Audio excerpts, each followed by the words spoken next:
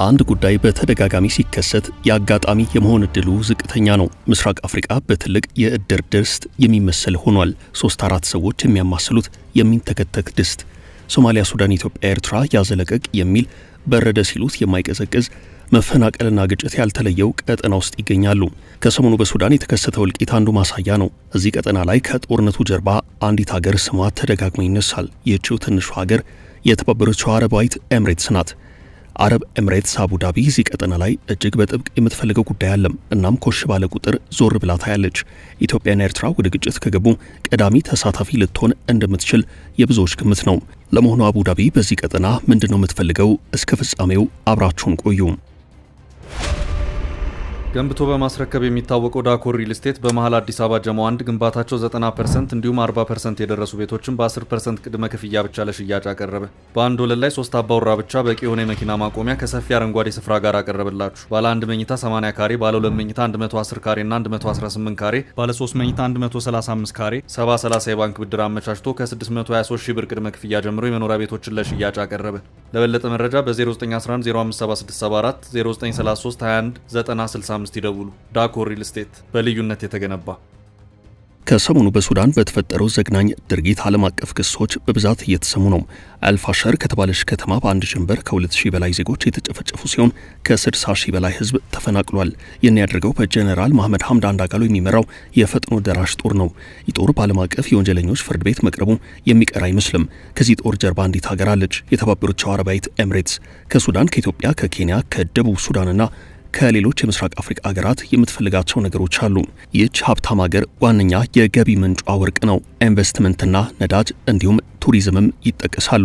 እነዚህ ነገሮች የምታሳካው ደግሞ እዚሁ ምስራቅ አፍሪካ ላይ ነው። አብዛኛውን የዱባይ ወርቅ ቤቶች ያጥለቀለቁ ጌጦች መነሻቸው ከሱዳን ስለመሆኑ ይነገራል። መሳሪያ ተቀብላለች። ኩንታል ሙሉ ወርቅ ከመሐመድ ሐምዳን ዳጋሎ እጅ ትረከባለች። በመሃል ሱዳናውያን እንደ ቅጠል ይረግፋሉ። የዱባይ ነገስታት የንጹሃን እልቂት አያስደነግጣቸውም። እኛ የለንበትም ብለው ይክዳሉ። ሆኖም አቡዳቢ የሱዳኑን ጦርነት እየመራችው እንደሆነ ተደጋግሞ ይነገራል። ኤምሬትስ ከጦርነቱ መነሻ አንስቶ ለፈጥኖ ደራሽ ኃይላት መሳሪያ በማቀበል ቅጥረኛ ወታደሮችንና የጦር ባለሙያዎችን ስታቀርብ ቆይታለች። በድሮን ውጊያ ቡድኑ አቅም እንዲያገኝ ማስቻሏ ሲነገር ብረት ለበስ ተሽከርካሪዎችና የጦር ሜዳ የአጭር ርቀት የአየር መከላከያ ስርዓት ጭምር ለቡድኑ መስጠቷ ነው የሚነገረው። ኤምሬትስ በቅድሚያ በሱዳን ጎረቤት ቻድ በኩል ነበር ፈጥኖ ደራሽ ኃይላትን ታስታጥቅ የነበረው። በጦርነቱ መነሻ ጊዜያት ቻድ በረሃ ውስጥ ባቋቋመችው ጊዜያዊ ሆስፒታል ከሱዳን የሚሰደዱትን ለመርዳት በሚል ለቡድኑ ትጥቅ፣ ስንቅ፣ ሕክምናም ስታቀርብ ነበረም። ሱዳኖች የሚያልቁበት መሳሪያ የሚጫነው ከሶማሊያ ጭምር ነው። በዚህ በኩል የኤምሬትስ እጅ አለም። አቡዳቢ ከሶማሊያ ከፊል ራስ ግዛት ፑንትላንድ ወደ ሱዳን መሳሪያ በማስገባት ዳጋሎን ታስታጥቃለች። የዚህ ምክንያቱም አንደኛው ወርቅ ነው። ሱዳናውያን ደማቸው ይፈሳል፣ ዱባይ ወርቃቸውን ታፍሳለች። ቀደም ብሎ ከወደ አሜሪካ በወጡ መረጃዎች በአመቱ ኤምሬትስ ወደ ሱዳን ስታጓጉዛቸው ከነበሩት ትጥቆች መካከል ቻይና ሰራሽ የሆኑ ድሮኖች ስለመኖራቸው ተመላክቷል። ላለፉት 2 ዓመታት በመቶ ሺዎች የሚቆጠሩ ሳጥኖች በቦሳሶ ወደብ አደገኛ የሚል መለየው ተለጥፎባቸው እንደሚገኙ ዘገባዎች ያሳያሉ። ይህች ትንሽ የሀገር ሱዳንን ታምሳለች። ከሱዳን የምትፈልገው በቀዳሚነት ወርቅ ነው።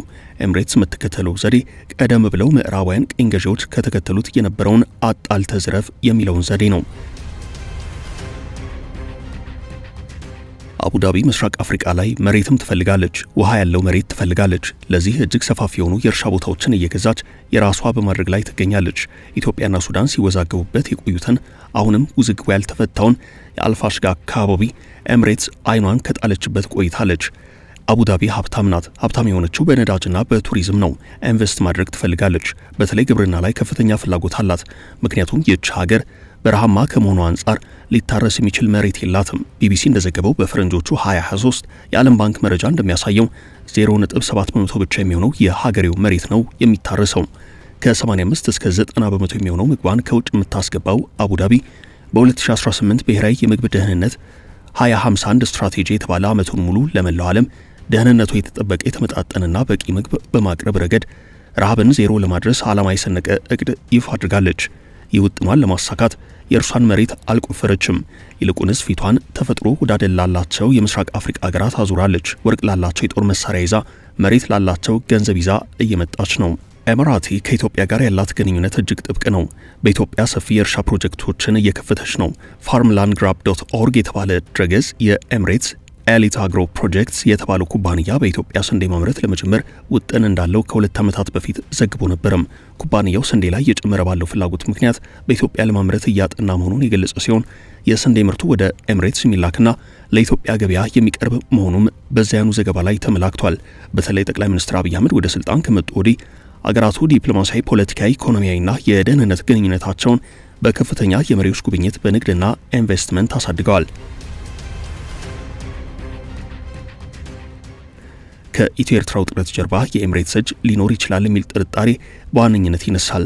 ኤሚራቲ ቀይ ባህርን ከተቀናቃኞቿ ግብጽና ሳዑዲ በመንጠቅ በራሷ እጅ ለማስገባት ትፈልጋለች። ለዚህም ኢትዮጵያ ወደ ቀይ ባህር እንድትመለስ ብርቱ ፍላጎት አላት። ኤምሬትስና እስራኤል ቀጠናው ላይ በትብብር የሚሰሩ በመሆናቸው ኢትዮጵያ ወደ ቀይ ባህር እንድትመለስ ሁለቱም ድጋፍ አላቸው። አቡዳቢ በኢትዮጵያ ብቻ ሳይሆን በኬንያም ከባድ ተጽዕኖ እየፈጠረች ነው።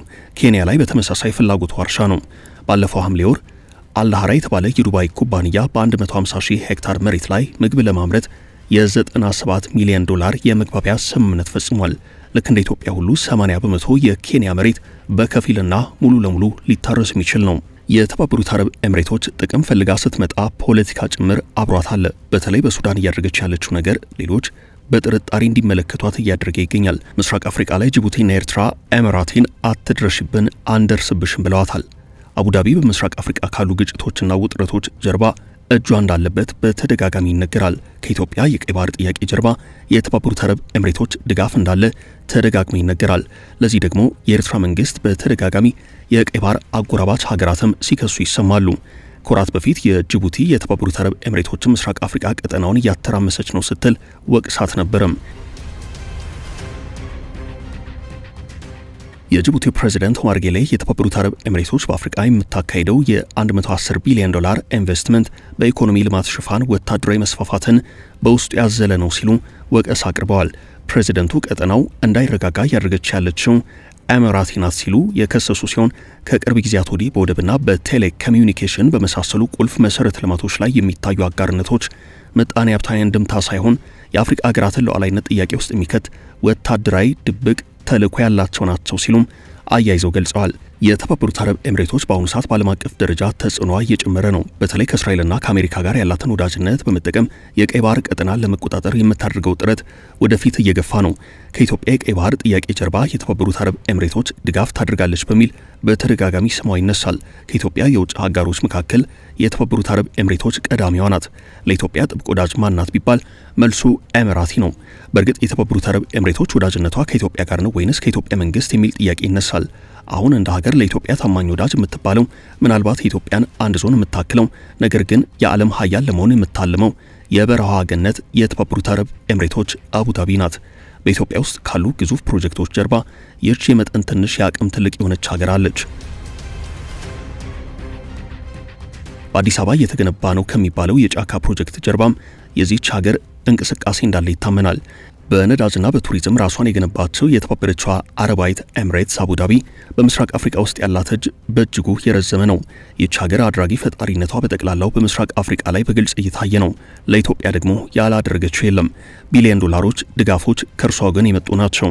ይህች ሀገር የኢትዮጵያ ወዳጅነቷ ከልብ እንዳልሆነ ግን በጥርጣሬ የሚናገሩ አሉ። አሁን ከኢትዮጵያ ጋር በአንድ ክንፍ እየበረረች ያለችው አቡዳቢ ምስራቅ አፍሪካ ላይ አድራጊ ፈጣሪ ሆናለች። የገንዘብ ሀብታም እንደመሆኗ መጠን ነዋያን ስራ ላይ እያዋለች በምስራቃዊ አፍሪካ ቀጠና ብሔራዊ ጥቅሟን ለማስጠበቅ የማትፈነቅለው ድንጋይ የላትም። እናም በዚሁ ቀጠና ከሚታዩ የሰላም እጦቶች ጀርባ የአቡዳቢ እጅ አለ በሚል በተደጋጋሚ ስሟ ይነሳል። ኤምሬትስ በተለይ በሱዳን ጉዳይ በብዙ ትወቀሳለች። ከሰሞኑ ካለቁት ንጹሃን ጀርባ የኤምሬትስ እጅ አለ በሚል ወቀሳቸውን ጎላ አድርገው የሚያሰሙ ብዙዎች ናቸው። የመሐመድ ሐምዳን ዳጋሎ ጦር በሰብአዊ መብት ጥሰት በተደጋጋሚ በዓለም አቀፍ መድረክ ስሙ በአሉታ የሚነሳ ነው። የሱዳንን ጦር የሚመራው ጀነራል አልቡርሃን ኤምሬትስን አንድ ቀን ሱዳን እንደምትፋረዳት በተደጋጋሚ ተናግረዋል። በነገራችን ላይ በሱዳን ጦርነት ኤምሬትስ ብቻ ሳትሆን ኤርትራና ግብጽ እጃቸው ረጅም ነው። በአጠቃላይ ምስራቅ አፍሪካ በውጭ ኃይላት ጣልቃ ገብነት በጦርነት እየታመሰ ነው። እዚህ ቀውስ ላይ ሌሎች አዳዲስ ግጭቶችና ጦርነቶች የሚከሰቱ ከሆነ ደግሞ ከዚህ የባሰ ቀውስ በቀጠናው ሊከተል እንደሚችል ምንም ጥርጥር የለውም። አበቃን። መልካም ጊዜ ተመኘን።